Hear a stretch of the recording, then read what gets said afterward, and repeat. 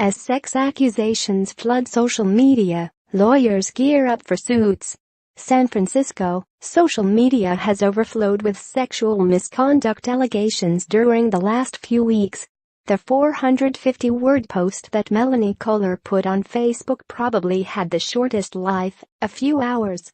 It may also have been the first to get its author sued. As the torrent of accusations continues, it is unlikely to be the last. "The lid is off," said Mark G. Clark, a Michigan lawyer specializing in online defamation cases. Power to the people. Anyone can have their grievance heard. But at the same time, anyone can be irresponsible and malicious. He noted that Facebook and Twitter see themselves as neutral platforms that cannot take a side in disputes. So the aggrieved call lawyers. "We get inquiries daily. I've been defamed online. What can you do to help?" Mr. Clark said. Ms. Kohler, who runs a scuba diving company in Hawaii with her husband, had both narrow and far-reaching goals when she wrote her Facebook post on October 18. She wanted to unburden herself of something horrible that she said had happened to her, something that she had never told a single soul before that morning.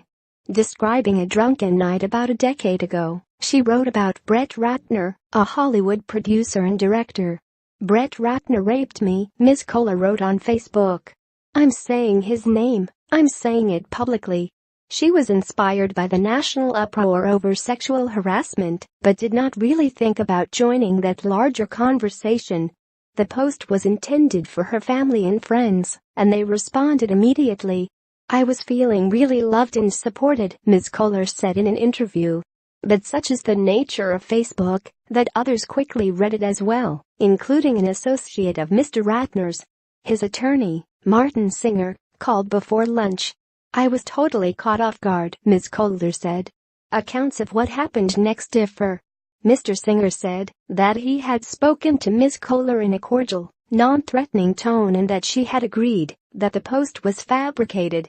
Ms. Kohler denied saying that, but said she had been so intimidated by the lawyer that she removed the post. That, Mr. Ratner concluded, was not enough. This week, even as accusations against the director alleging sexual harassment and misconduct were being published by the Los Angeles Times and the New York Times, Mr. Ratner sued Ms. Kohler for defamation. He said that her post was entirely false, fabricated and fictional, and that it had hurt his professional standing and caused emotional distress. Through a spokesman, the director declined to comment. "I'm in a world I never thought I'd be in," Ms. Kohler, 39, said. "If he wins, I don't know what he thinks he's going to get from me." She has high-powered help. Her attorney, Roberta Kaplan, is best known for representing Edith Windsor in the landmark 2013 Supreme Court case that forced the government to recognize same-sex marriages.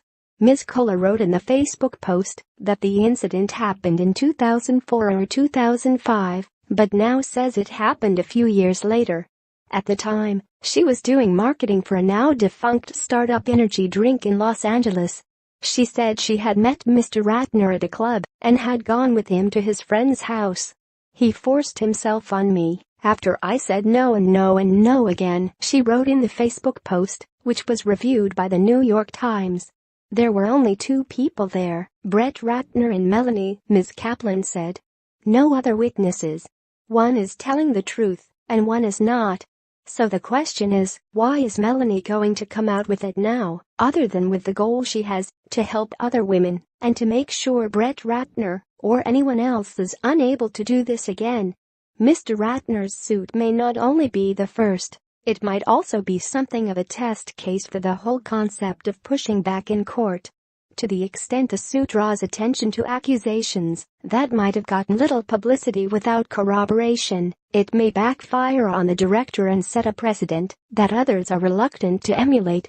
Mr. Singer explained in an interview last week, before the suit was filed, how he policed the internet on behalf of Hollywood stars. "I have hundreds of high-profile clients," he said. He did not name any, but they include Arnold Schwarzenegger, John Travolta, Charlie Sheen, and, for a time, Bill Cosby. "People write bad things about them all the time on social media," Mr. Singer said. You have to figure out when to deal with it and when not to deal with it. 2/3 or 3/4 of the time, he said, he asks someone to take something down and they don't.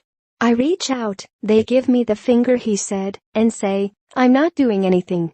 They make it a bigger story, he continued. We write websites a letter, and then they post that letter as a sort of